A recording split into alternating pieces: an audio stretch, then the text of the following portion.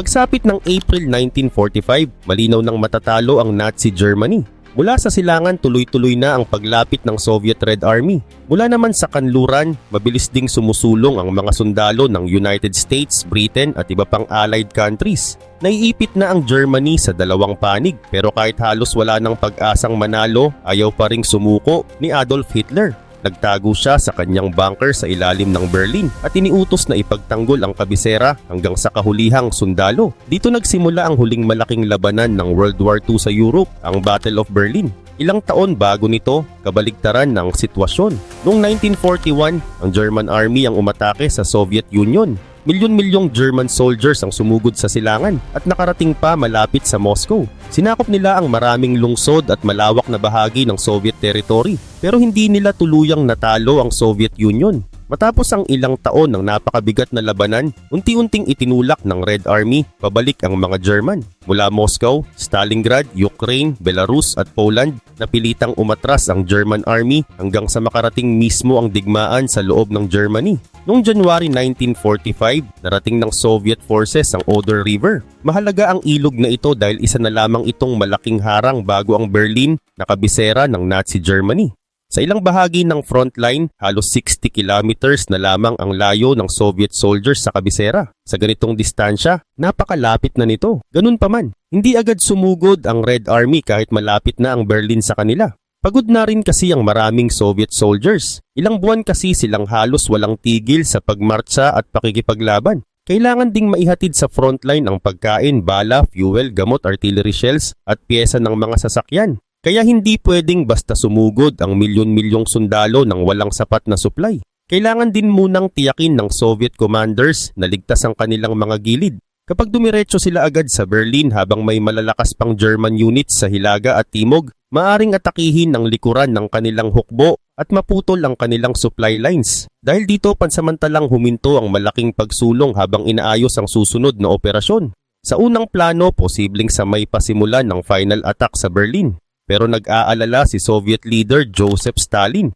Habang nakapwesto ang Red Army sa Oder River, mabilis namang sumusulong ang Western Allies mula sa kabilang panig ng Germany. Tumatawid na sila sa Rhine River at bumabagsak na rin ang maraming German defensive positions sa kanluran. Natatakot si Stalin na baka maunang makarating ang American at British forces sa Berlin. Hindi lang simpleng military target ang lungsod. Ang Berlin ang kabisera ng Nazi government. Naroon ang mahahalagang gusali ng rehimen, ang sentro ng kapangyarihan ni Hitler at ang bunker kung saan siya nagtatago. Kung sino ang unang makakakuha sa Berlin, siya rin ang magkakaroon ng malaking symbolic victory. Ipapakita nito sa buong mundo kung sino ang tuluyang nagpabagsak sa sentro ng Nazi Germany. Sinabi din ng Allied commander na si General Dwight Eisenhower na hindi pangunahing target ng Western Allies ang Berlin. Mas mahalaga para sa kanya na durugin ang natitirang German forces at maiwasan ang malaking bilang ng casualties sa isang matinding labanan sa loob ng lungsod.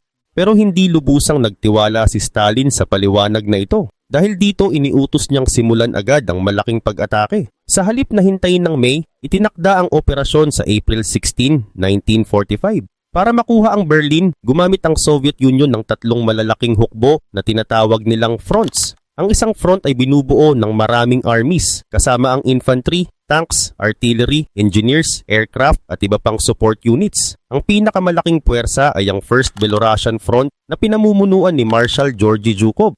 Si Zhukov ang isa sa pinakakilalang Soviet commanders noong digmaan. Malaki ang naging papel niya sa pagtatanggol sa Moscow at sa iba pang malalaking operasyon laban sa German Army. Ang kanyang puwersa ang haharap sa pinakamahirap na bahagi ng pag-atake. Mula sa Oder River, kailangan nilang basagin ang German defenses sa Seelow Heights. Pagkatapos, susundan nila ang pangunahing daan patungong Berlin at didiretso sa sentro ng lungsod. Ang Seelow Heights ay mataas na lupain sa kanluran ng Oder River. Dahil mas mataas ito kaysa sa nakapaligid na lugar, malinaw na nakikita ng mga German defenders ang mga Soviet soldiers at tanks na lalapit mula sa silangan. Maaari nilang tamaan ang mga umaatake gamit ang artillery, machine guns, mortars at anti-tank weapons bago pa makalapit ang mga ito. Sa timog naman nakapwesto ang First Ukrainian Front ni Marshal Ivan Konev. Ang kanyang trabaho ay lusutan ang German defenses sa may Neisse River, saka umikot patungo sa timog ng Berlin. Layunin niyang putulin ang mga daan palabas ng lungsod at pigilan ang mga German reinforcement na makarating sa kabisera. Hindi malinaw noong una kung papasok mismo sa Berlin ang puwersa ni Konev, pero alam ng lahat na may kompetisyon sa pagitan nila ni Zhukov. Pareho nilang gustong makilala bilang commander na unang makakapasok at makakakuha sa kabisera ni Hitler. Sa Hilaga, nakahanda naman ang Second Belarusian Front ni Marshal Konstantin Rokossovsky. Magsisimula ng medyo late ang kanyang pag-atake. Ang pangunahing trabaho niya kasi ay pigilan ang mga German forces sa Hilaga na makialam sa pagsulong ni Zhukov. Sa kabuuan, napakalaki ng puwersang inihanda ng Soviet Union para sa final offensive. Humigit kumulang 2.5 million soldiers ang kasama sa operasyon, kabilang ang libu-libong Polish troops na lumalaban kasama ng Red Army. Mayroon din silang mahigit 6,000 tanks at self-propelled guns, mahigit 40,000 artillery pieces at mortars, at libu-libong military aircraft. Sa ilang bahagi ng frontline, halos magkakatabi na ang napakaraming kanyon. Bago pa sumugod ang infantry at tanks, plano munang bombahin ng matindi ang German positions. Ang layunin ay sirain ang bunkers, trenches, communication lines, artillery positions at mga daang ginagamit ng defenders. Malaki ang puwersa ng Red Army, pero hindi ibig sabihin na madali na ang kanilang trabaho. Marami sa kanilang sundalo ang veterano na sa digmaan pero pagod na rin sila. Ang ilan ay lumalaban na ng ilang taon. Marami ang nakakita sa pagkawasak ng kanilang mga tahanan at pagkamatay ng kanilang pamilya matapos salakayin ng Nazi Germany ang Soviet Union. Malakas ang kanilang kagustuhang tapusin ang digmaan, pero mabilis din ang paghahanda sa final attack. May mga unit na kailangan agad ilipat, ayusin at bigyan ng bagong supplies. May mga sundalong kulang sa pahinga, habang ang ilan sa mga commander ay hindi pa lubusang kabisado ang lupang kanilang sasalakayin. Sa kabilang panig, alam ng German commanders na napakahirap ng pigilan ang Red Army. Ang pangunahing German force sa silangan ng Berlin ay ang Army Group Vistula, na pinamumunuan ni General Gotthard Heinrici. Hindi gaya ng ibang Nazi commanders na sumusunod lamang sa utos ni Hitler, kilala si Heinrici bilang eksperto sa defensive warfare. Alam niya kung paano gamitin ang terrain, trenches, artillery at nakatagong defensive positions para pabagalin ang mas malaking kalaban. Sa timog ay naroon din ang ilang bahagi ng Army Group Center ni Field Marshal Ferdinand Schörner. Sa papel mayroon pang malaking bilang ng sundalo ang Germany sa buong rehiyon. Pero ibang-iba na ang tunay na kalagayan ng kanilang hukbo. Maraming German divisions ang division na lamang sa pangalan. Kulang sila sa sundalo, tanks, bala, fuel, pagkain at sasakyan. May ilan pa ring malalakas na Waffen-SS at Panzer units. Ang mga ito ay may mga veteranong sundalo at makapangyarihang tanks. Pero marami sa iba nilang tropa ay bagong buo, kulang sa training at pinagsama-sama lamang mula sa iba't ibang unit. Kasama rin sa depensa ang Volkssturm. Ito ay milisya na binuo ng Nazi government noong huling bahagi ng digmaan. Dahil kulang na ang Germany sa regular soldiers, ipinatawag ang mga lalaking dati ay hindi kasama sa military service. Marami sa kanila ay matatandang lalaki.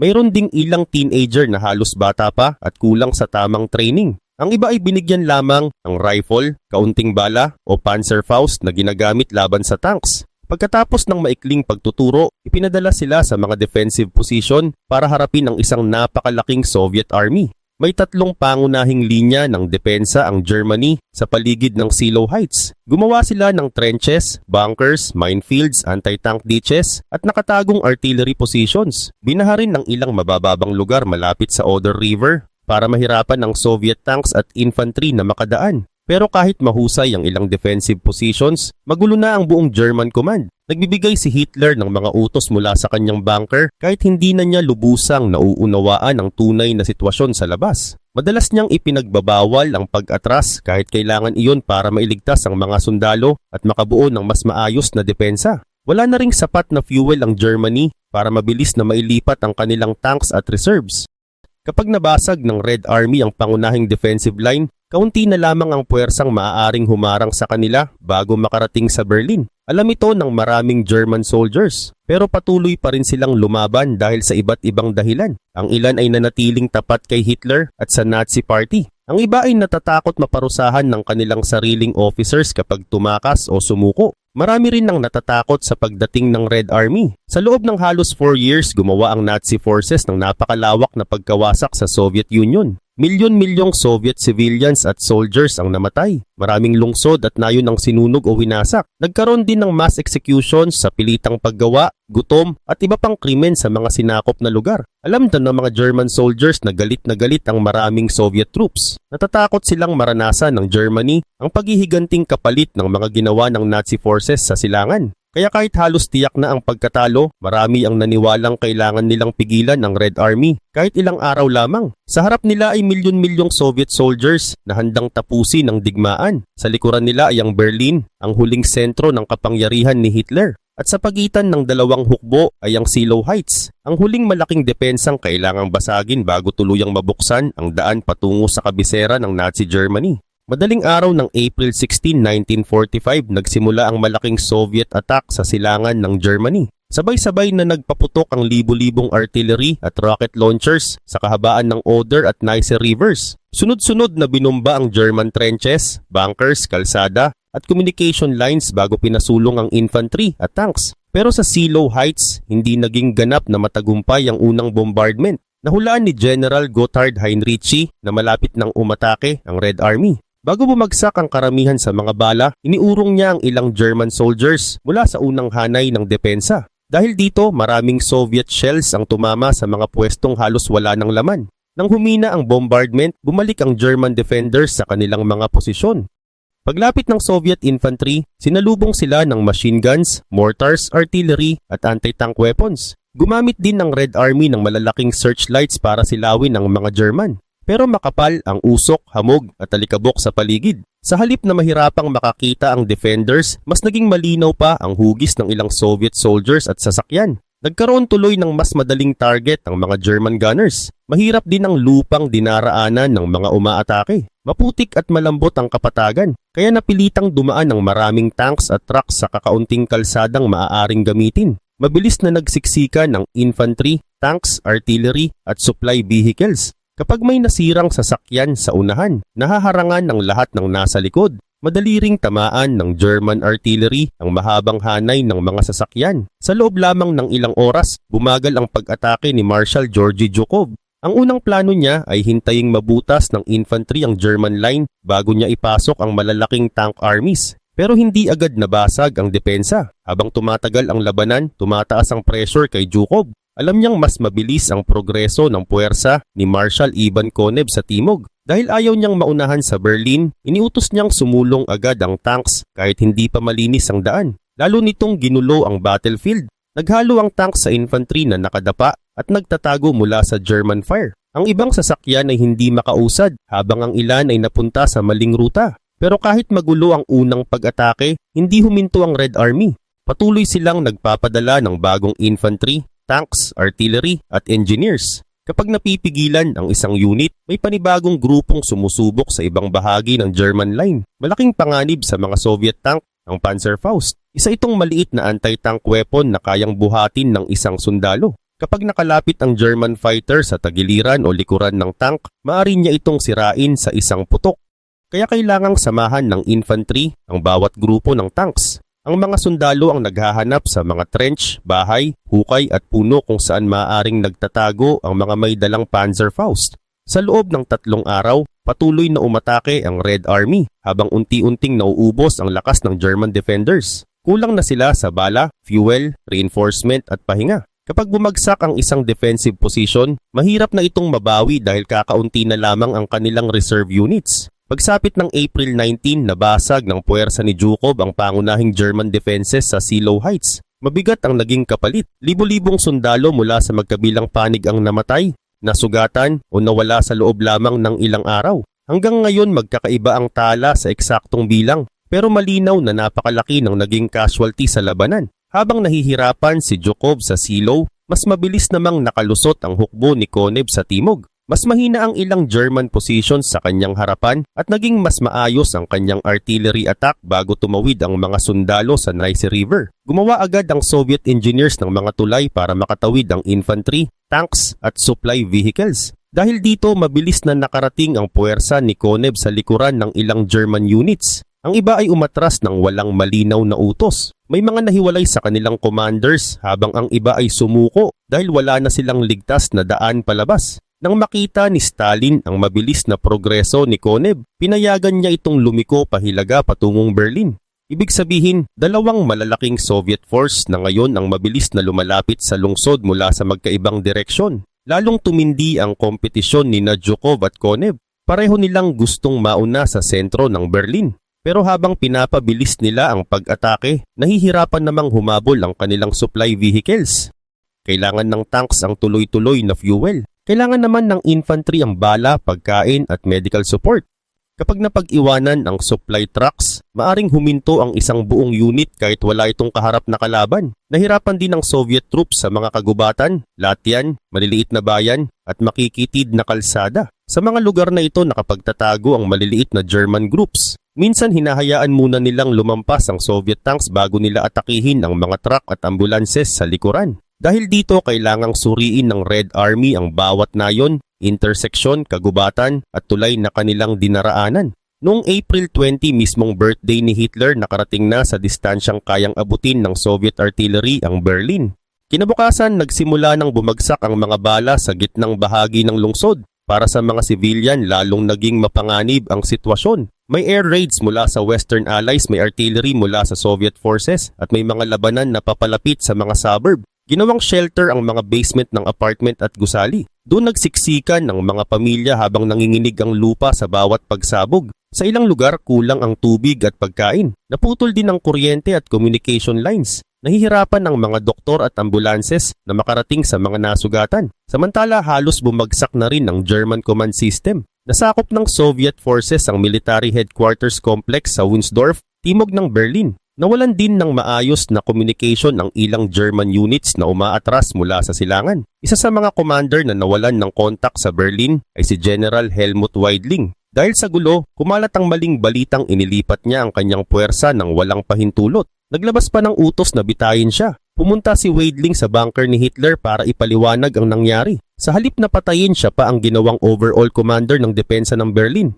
Napakahirap ng kanyang bagong tungkulin. Kailangan niyang ipagtanggol ang isang malaking lungsod gamit ang mga unit na kulang sa sundalo, bala, tanks, fuel at communication. Hindi rin niya ganap na kontrolado ang lahat ng defenders. May regular army, Waffen-SS, police, Hitler Youth, Volkssturm at iba't ibang grupo na may kanya-kanyang commanders. Habang nagkakagulo sa labas, lumalala rin ang sitwasyon sa bunker ni Hitler. Noong April 22, ipinaalam sa kanya na hindi nangyari ang inaasahan niyang counterattack ni General Felix Steiner. Sa mapa, parang mayroon pa siyang malalaking hukbong maaaring gamitin. Pero sa totoong battlefield, marami sa mga unit na yon ay kulang na sa sundalo, watak-watak o wala nang kakayahang magsagawa ng malaking pag-atake. Nagalit si Hitler sa kanyang mga generals. Isinisigaw niyang nabigo at nagtaksil sa kanya ang military leadership. Sa gitna ng kanyang galit, inamin niyang talo na ang digmaan. Pero hindi pa rin siya pumayag na sumuko. Maya-maya bumalik siya sa paggawa ng mga planong hindi na kayang isagawa. Umaasa siyang aatake mula sa iba't ibang direksyon ang mga hukbo ni Steiner, Walter Wenck at Theodor Buse. Ang problema, wala sa kanila ang sapat na lakas para basagin ang malaking Soviet force na papalapit sa Berlin. Habang nananatili si Hitler sa bunker, isa-isang umalis sa lungsod ang ilang mataas na opisyal ng Nazi government. Kasama rito sina Hermann Göring, Heinrich Himmler, Karl Dönitz at Albert Speer. Ang ilan ay nagsabing may tungkulin silang gagawin sa ibang lugar. Pero para sa maraming taga-Berlin, malinaw ang ipinaparating nito. Ang mga leader na nag-utos na lumaban hanggang kamatayan ay sila ring unang umalis sa panganib. Lihim ding sinubukan ni Himmler na makipag-usap sa Western Allies. Umaasa siyang maaring sumuko ang Germany sa Britain at United States habang ipinagpapatuloy ang laban sa Soviet Union. Hindi ito tinanggap ng Western Allies. Buong pagsuko ng Nazi Germany ang kanilang hinihingi, hindi hiwalay na kasunduan laban sa isang kaalyadong bansa. Habang nangyayari ito papalapit ng papalapit sa isa't isa ang puwersa ni Zhukov at Konev. Ang layunin nila ay tuluyang palibutan ng Berlin at putulin ang lahat ng pangunahing daan palabas. Noong April 24, nagsanib ang ilang Soviet units sa timog silangang bahagi ng lungsod. Kasabay nito, naputol sa Berlin ang malaking bahagi ng German 9th Army at ilang unit ng 4th Panzer Army. Naipit sila sa kagubatan at maliliit na bayan sa timog silangan ng kabisera. Ang lugar na ito ay nakilala bilang Halbi Pocket. Hindi lamang mga sundalo ang naipit doon. Kasama rin ang libu-libong civilians na tumakas mula sa kanilang mga bayan dahil natatakot silang maabutan ng Red Army. Mabilis na lumiit ang lugar na hawak ng Germans. Araw-araw silang binobomba ng Soviet aircraft at artillery. Kakaunti ang pagkain, fuel at ammunition. Marami rin ang sugatan pero kulang ang gamot at sasakyang magdadala sa kanila palabas. Iniutos ni Hitler kay General Busse na pumunta sa Berlin at iligtas ang lungsod. Pero alam ni Busse na hindi na ito posible. Sa halip pinili niyang tumakas pakanluran at subukang makipagsanib sa puwersa ni General Wenck. Ang layunin ay makarating sa lugar na kontrolado ng American forces. Para sa maraming German soldiers at civilians, mas mabuti nang sumuko sa Americans kaysa mahuli ng Soviets. Sinubukan nilang butasin ng Soviet lines gamit ang natitirang armored vehicles sa unahan. Sa likod ay naglakad ang infantry, sugatan, refugees, matatanda, kababaihan at mga bata. Napakasikip ng mga daan sa kagubatan. Kapag may nasirang sasakyan sa unahan, humihinto ang buong hanay. Kapag nagpaputok ang Soviet artillery, nagkakahiwa-hiwalay ang mga tao at nagtatago sa pagitan ng mga puno. Maraming sugatan ang naiwan dahil wala ng lugar sa mga sasakyan. May mga unit na ilang beses nagpalit ng direksyon dahil sarado ang kanilang dinaraanan. Noong April 28, may malaking grupo na nakalusot sa isang mahinang bahagi ng Soviet ring. Pero kailangan pa rin nilang tumawid sa malawak na lugar na kontrolado ng Red Army. Bago makarating sa puwersa ni Wenck, ilan lamang ang matagumpay na nakalabas. Marami ang namatay, nasugatan o nabihag sa Halbe Pocket. Dahil magkakaiba ang mga tala, hindi tiyak ang eksaktong bilang ng casualties, pero kinikilala ito bilang isa sa pinakamadugong bahagi ng Berlin Operation. Habang nagpapatuloy ang labanan sa Halbe, tuluyan namang isinara ng Red Army ang paligid ng Berlin noong April 25. Wala nang malaking bukas na daan para makatakas ang defenders o makapasok ang hinihintay nilang reinforcement. Sa araw ding iyon, nagtagpo ang Soviet at American soldiers sa Torgau, malapit sa Elbe River. Mahalaga ang pagkikitang ito dahil ipinakita nitong nahati na ang natitirang teritoryo ng Nazi Germany. Mula sa silangan ay naroon ang Red Army. Mula sa kanluran ay naroon ng American at iba pang Allied forces. Pero kahit malinaw nang malapit na ang katapusan, hindi huminto ang mga krimen. Sa panig ng Germany, patuloy na hinuhuli at pinapatay ng ilang SS at military police ang sarili nilang sundalo na pinaghihinalaang tumakas, sumuko o tumangging lumaban. May mga bangkay na iniiwan sa gilid ng kalsada na may karatulang nagsasabing deserter o duwag ang pinatay. Layunin nitong takutin ng ibang sundalo at pilitin silang manatili sa kanilang pwesto. May mga Nazi officials ding pumatay sa political prisoners at iba pang bilanggo bago dumating ang Allied forces. Sa Sachsenhausen at Ravensbrück concentration camps, pinalakad ng SS ang 10,000 bilanggo palayo sa paparating na Red Army. Marami sa kanila ay payat, may sakit at halos wala ng lakas. Pinilit silang maglakad ng malayo ng kulang sa pagkain, tubig, damit at pahinga. Ang mga hindi na makasabay ay binabaril o iniiwan sa daan. Marami rin ang namatay dahil sa gutom, sakit, lamig at sobrang pagod. Ang mga sapilitang paglakad na ito ay tinawag na death marches. Ginawa ito ng SS para pigilan ang mga bilanggo na mapalaya at para itago ang ilan sa mga ebidensya ng kanilang mga krimen. Nang marating ng Soviet troops ang Sachsenhausen noong April 22, natagpuan nila ang ilang libong bilanggo na masyadong mahina para isama sa march. Marami sa kanila ang halos hindi na makatayo at kailangan ng agarang pagkain, gamot at medical care. Pero hindi rin inosente ang Red Army sa mga abusong nangyari habang sumusulong ito sa Germany. May mga Soviet soldiers na nagnakaw mula sa mga bahay, tindahan, warehouse at sakahan. Kinukuha nila ang pagkain, damit, bisikleta, kagamitan, alahas at relo. May mga officer na sumubok pigilan ng looting at iba pang paglabag. May ilang sundalo ring pinarusahan. Pero sa maraming lugar, mahina at hindi pantay ang pagpapatupad ng disiplina. May mga commander na nagbulag-bulagan, habang ang iba ay mas inuna ang mabilis na pagsulong kaysa imbestigahan ang mga krimen ng kanilang mga tauhan. May mga dating Soviet prisoners of war din na pinalaya mula sa German camps, ngunit hindi agad tinrato bilang mga biktima. Pinaghinalaan sila ng Soviet government dahil sila ay nabihag ng kalaban. Ang ilan ay sinuri ng security forces, ipinadala sa special camps o ibinalik agad sa military service. Para sa kanila, hindi agad natapos ang paghihirap kahit nakalaya na sila mula sa German captivity. Sa loob lamang ng ilang araw, tuluyang nagbago ang sitwasyon sa paligid ng Berlin. Nabasag ang pangunahing depensa sa silangan. Naipit ang German forces sa Halbe. Nagtagpo ang Soviet at American armies sa Elbe. At ang Berlin ay tuluyan ng napalibutan. Wala nang sapat na hukbong kayang iligtas ang lungsod. Wala na ring malinaw na daan palabas. Pero hindi pa tapos ang labanan. Ang susunod na yugto ay hindi na mangyayari sa malalawak na bukirin o mataas na lupain. Magaganap na ito sa mismong mga lansangan, bahay, subway tunnel, tulay at wasak na gusali sa loob ng Berlin. Habang papalapit ang Red Army sa sentro ng Berlin, lalong naging mapanganib ang buhay ng mga sibilyan. Maraming babae ang naging biktima ng sexual violence mula sa ilang Soviet soldiers. Iba-iba ang estimate ng mga historian sa eksaktong bilang, pero malinaw na malawak ang nangyaring pang-aabuso. May ilang sundalong naparusahan pero karamihan sa mga kaso ay hindi na imbestigahan.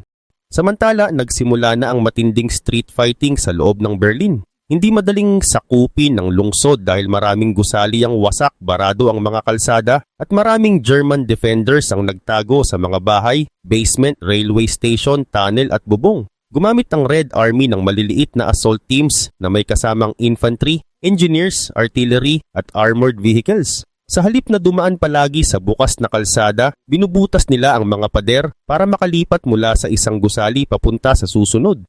Bawat block ay kailangang kunin isa-isa. Minsan hawak na ng Soviet soldiers ang isang palapag pero may German defenders pa rin sa basement o sa itaas. Dahil dito mabagal at madugo ang laban. Ang pangunahing target ng Red Army ay ang sentro ng Berlin kung saan naroon ang Reichstag at bunker ni Hitler. Mahalaga ang Reichstag dahil simbolo ito ng kapangyarihan ng Germany. Kaya gusto ng Soviet Union na maitayo roon ang kanilang bandila bilang malinaw na tanda ng tagumpay. Pero bago nila ito makuha, kailangan muna nilang tumawid sa bukas na lugar habang pinapaputukan ng machine guns at artillery. Nang makapasok sila sa gusali, nagpatuloy ang labanan sa mga hagdan, koridor, kwarto at basement. Sa huli naitayo rin ang Soviet flag sa ibabaw ng Reichstag. Noong April 29, pinakasalan ni Hitler si Eva Braun. Kinabukasan, April 30, nagpakamatay silang dalawa sa loob ng bunker. Walang matibay na ebidensyang nakatakas si Hitler patungong Argentina o ibang bansa. Pagkatapos ng kanyang kamatayan, si Karl Donitz ang pinili bilang bagong presidente ng Germany, habang si Joseph Goebbels naman ang naging chancellor. Pero halos wala na silang tunay na kontrol sa Berlin. Noong May 1, sinubukan ng German representatives na makipag-usap sa Soviet commanders. Hindi pumayag ang Soviet Union sa kasunduang limitado lamang. Buong pagsuko ang hinihingi nila. Nang mabigo ang usapan, pinatay nina Joseph at Magda Goebbels ang kanilang mga anak bago sila nagpakamatay. May ilang German soldiers at Nazi officials na sinubukang tumakas mula sa lungsod. Ang ilan ay nakalusot pero marami ang napatay, nasugatan, nahuli o napilitang sumuko. Pagsapit ng May 2, malinaw nang wala ng saysay ang laban. Iniutos ni General Helmut Weidling sa natitirang defenders na ihinto ang pakikipaglaban. Pagkatapos, isinuko niya ang Berlin sa Red Army. Unti-unting tumahimik ang putukan. Lumabas mula sa mga basement at shelter ang mga sibilyan at nakita nila ang tunay na lawak ng pagkawasak. Wasak ang mga bahay, gusali, tulay, istasyon at kalsada. Maraming bahagi ng lungsod ang puno ng guho, sirang sasakyan at bangkay. Natapos ang Battle of Berlin noong May 2, 1945. 10,000 sundalo at sibilyan ang namatay sa buong operasyon. Mahirap tukuyin ang eksaktong bilang dahil magulo ang records at napakaraming nawawala. Pero malinaw ang resulta. Patay na si Hitler. Hawak na ng Red Army ang Berlin. At wala nang malaking puwersang kayang iligtas ang Nazi Germany. Noong May 7, lumagda ang German representatives sa unconditional surrender. Muling pinirmahan ang surrender sa Berlin noong May 8 at May 9 na yon sa oras ng Moscow. Dito tuluyang natapos ang World War II sa Europe pero hindi agad bumalik sa normal ang Germany. Hinati ito sa mga occupation zone ng United States, Britain, France at Soviet Union. Hinati rin ang Berlin sa kanluran at silangan. Kalaunan, nabuo ang West Germany at East Germany at naging sentro ang Berlin ng bagong tunggalian na tinawag na Cold War. Kaya ang pagbagsak ng Berlin ay hindi lamang nagtapos sa kapangyarihan ni Hitler. Tinapos nito ang Nazi Germany, pero binuksan din nito ang panibagong paghahati ng Europe.